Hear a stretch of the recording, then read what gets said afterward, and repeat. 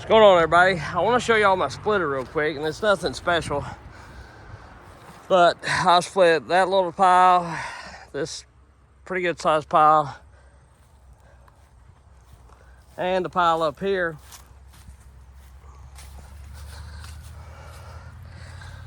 On just I don't even know, 2 tanks maybe, not even that.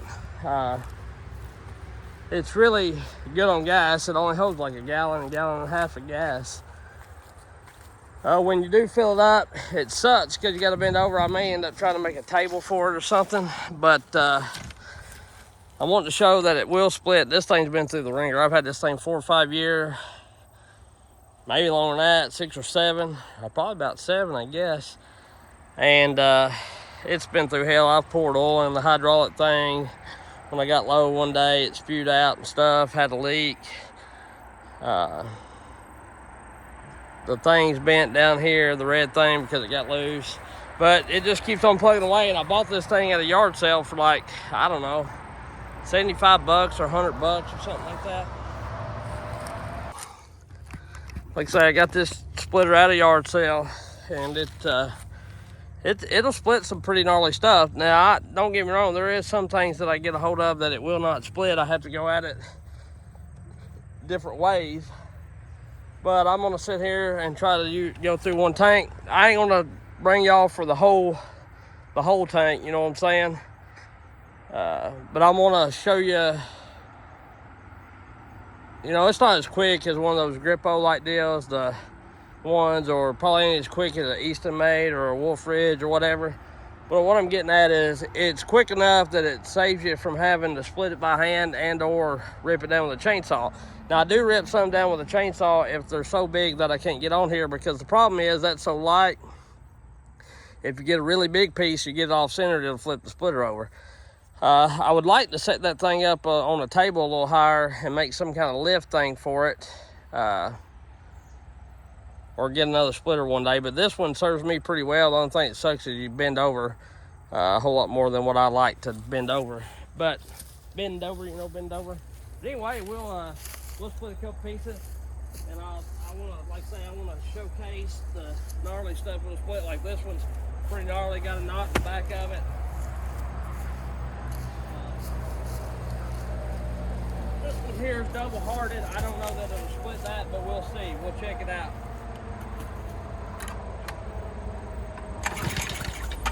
Start back.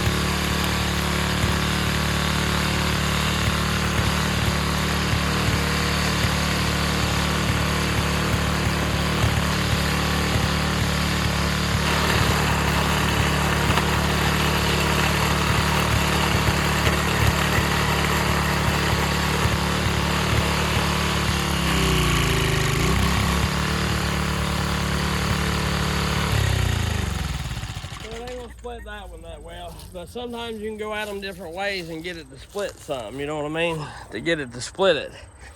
But you see the pile that I've done in just 10 minutes or whatever, a little longer. I had some of it done before y'all got with me. But anyway, I'm gonna carry on and we'll see what this thing has at the end of the tank of gas, how much I've got done. But I still got that wood to split up. That's what I brought from the house, some of it, two gooseneck loads or 3, how many it was. And I got about 8 rick up at the house still yet. This thing's like the 400 myself. I don't think it's ever going to quit. I still got gas in it. And I've done a pretty good pile here.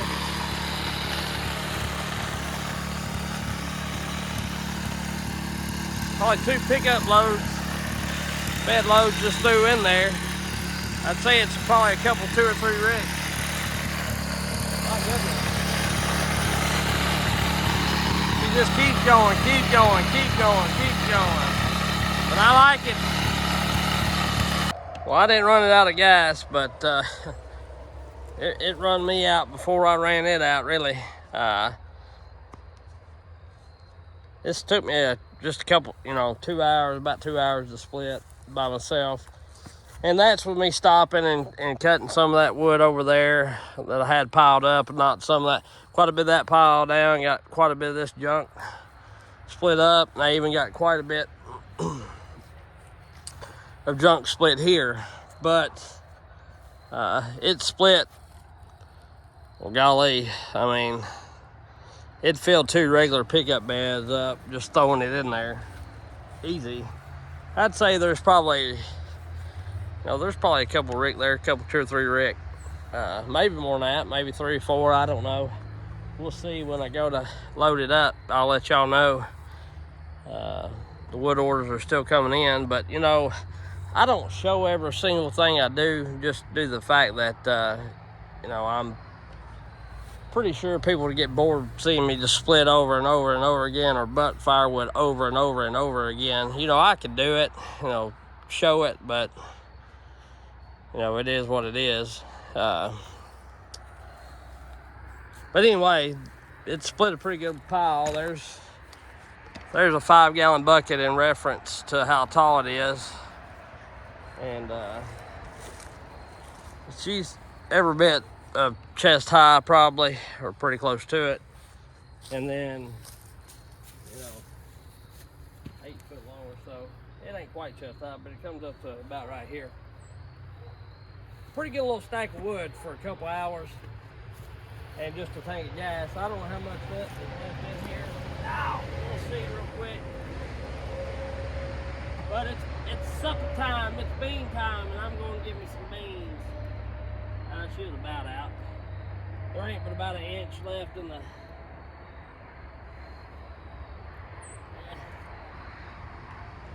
maybe 1/8 of the tank, 1/4 of a tank, something like that left.